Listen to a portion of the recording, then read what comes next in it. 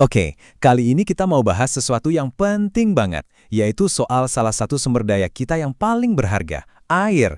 Dan kita bakal lihat gimana satu kota di Indonesia, yaitu Balikpapan, punya cara inovatif buat melindunginya.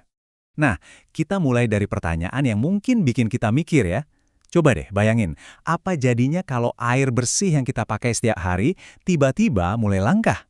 Ini bukan lagi soal nggak nyaman loh, tapi udah jadi krisis beneran. Nah, krisis yang barusan kita bayangin itu ternyata beneran terjadi, tepatnya di kota Balikpapan. Yuk kita lihat lebih dalam, apa sih masalah yang mereka hadapi? Jadi intinya tuh simple tapi gawat banget. Pasokan air bersih di Balikpapan itu udah nggak cukup lagi buat semua warganya. Ini masalah serius yang harus ditangani, sekarang juga. Nah, di sini kita bisa lihat nih akar masalahnya.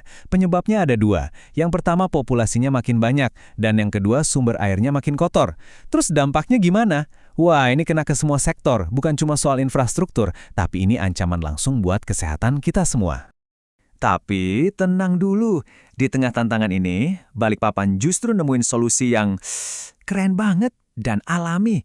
Coba kita lihat pendekatan pertama mereka, yang benar-benar manfaatin kekuatan alam. Solusi pertama mereka adalah pemeliharaan pohon.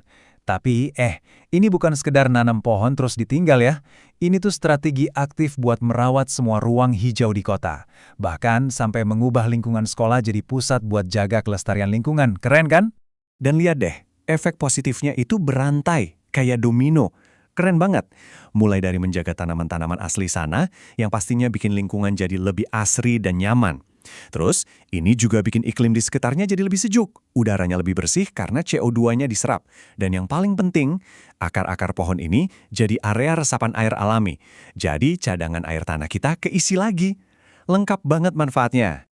Oke, sekarang kita lanjut ke pilar kedua dari strategi Balikpapan.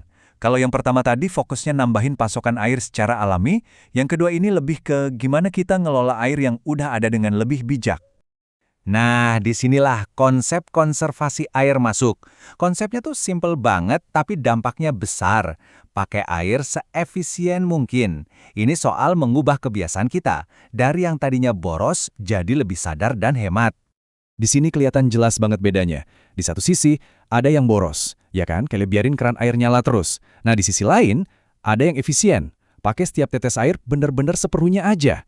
Perubahan dari boros ke efisien inilah yang jadi kunci supaya airnya cukup buat semua.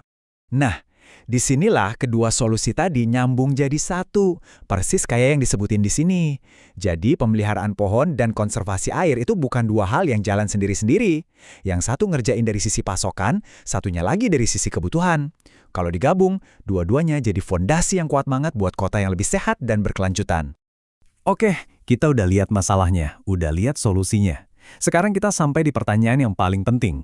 Karena jujur aja, ini bukan cuma cerita soal Balikpapan kan, ini cerminan buat kita semua. Jadi, sebagai penutup, saya mau lempar satu pertanyaan buat Anda.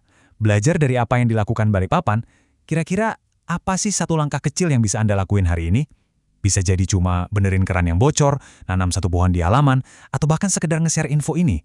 Karena pada akhirnya, masa depan air kita itu bergantung pada jutaan langkah-langkah kecil yang kita semua ambil bareng-bareng.